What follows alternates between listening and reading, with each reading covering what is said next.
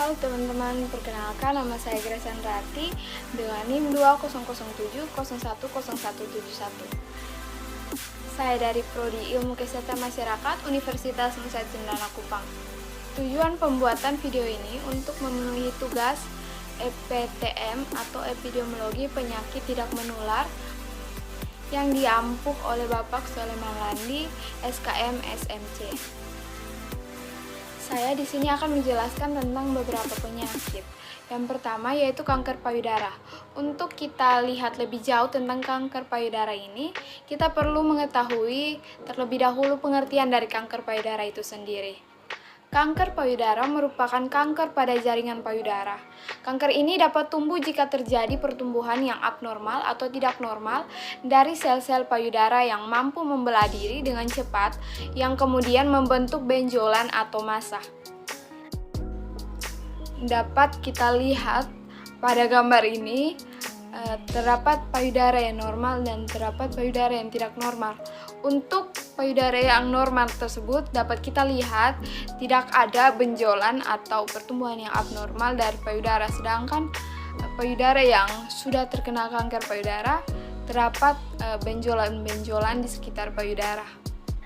Untuk distribusi dari kanker payudara ini dibagi menjadi beberapa bagian. Yang pertama yaitu berdasarkan orang, berdasarkan tempat, dan berdasarkan waktu. Untuk distribusi kanker payudara berdasarkan orang dibagi lagi menjadi beberapa bagian. Yang pertama yaitu menurut usia. Wanita yang berusia 50 tahun ke atas atau yang telah memasuki masa menopause memiliki resiko lebih besar dibandingkan dengan wanita yang masih muda. Yang kedua yaitu jenis kelamin. Penyebab terkenanya kanker payudara juga disebabkan oleh jenis kelamin, yang dimana wanita memiliki resiko lebih tinggi untuk mengidap kanker payudara ini dibandingkan dengan pria. Yang ketiga yaitu riwayat genetika.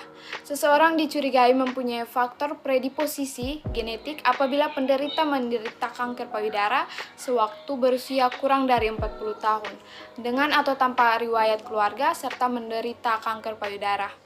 Resiko seseorang meningkat 2 kali lipat jika satu anggota keluarga tingkat pertama menderita kanker payudara, dan meningkat 5 kali lipat jika 2 anggota keluarga tingkat pertama menderita kanker payudara.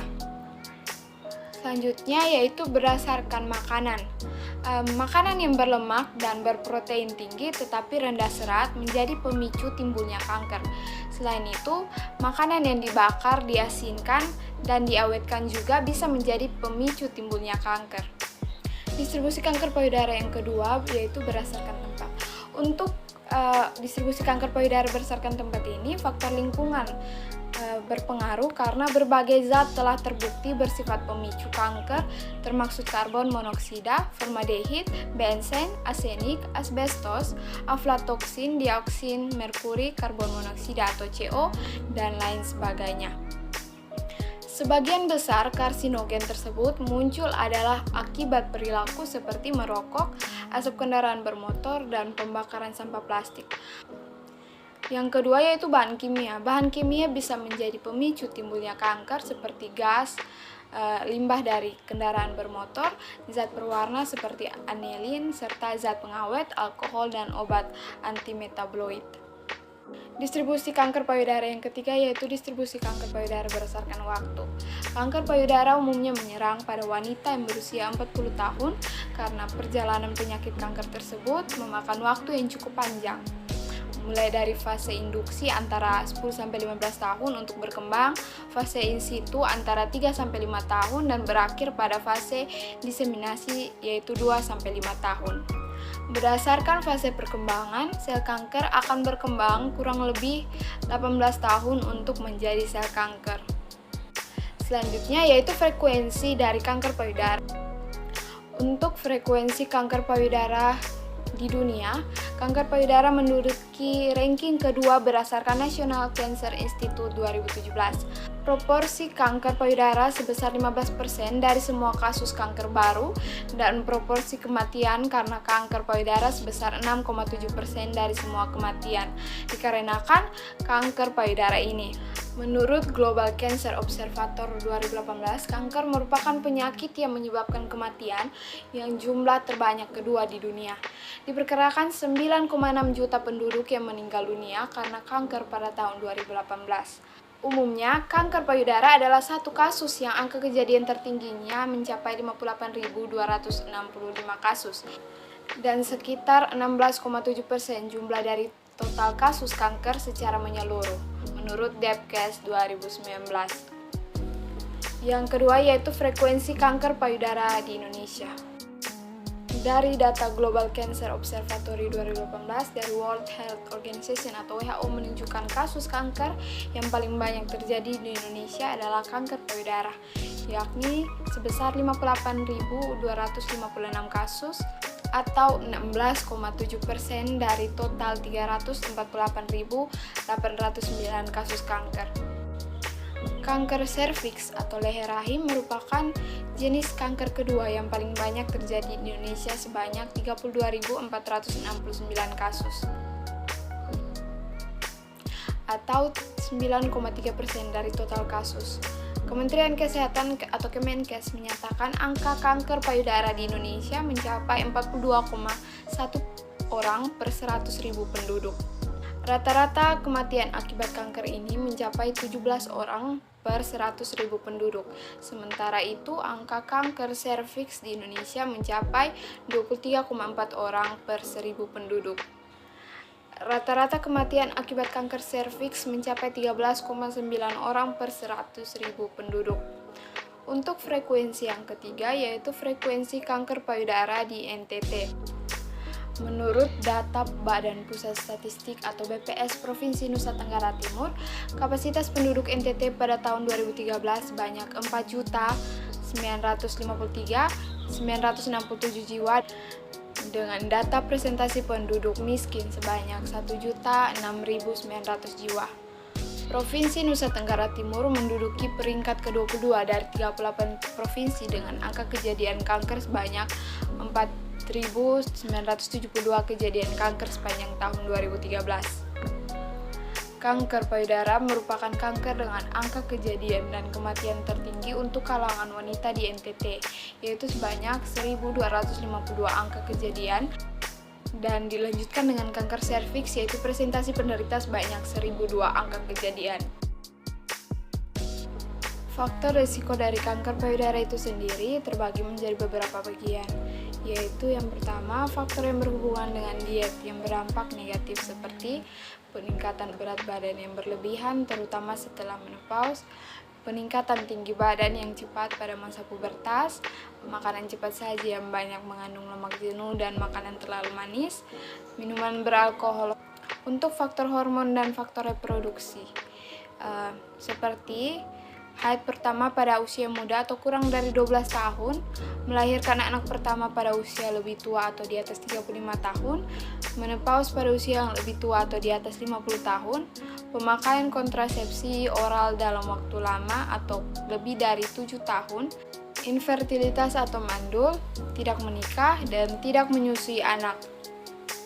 Selanjutnya adalah terpapar radiasi pergion pada saat pertumbuhan payudara, adanya faktor genetik atau keturunan, pernah menderita penyakit tumor jinak payudara atau pernah menderita kanker payudara.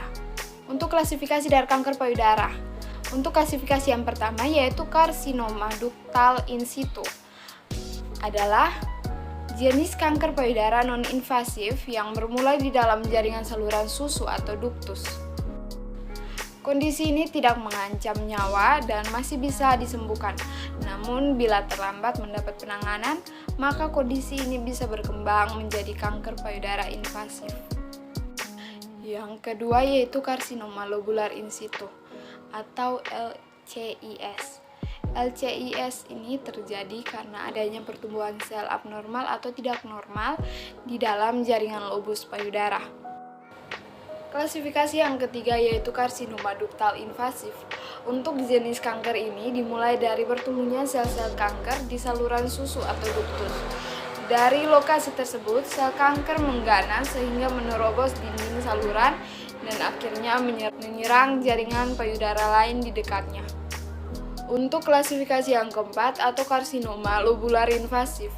Karsinoma lobular invasif ini merupakan jenis kanker payudara yang bermula di lobus payudara yang kemudian menyerang jaringan payudara lain di dekatnya dan bahkan bisa ke organ lainnya.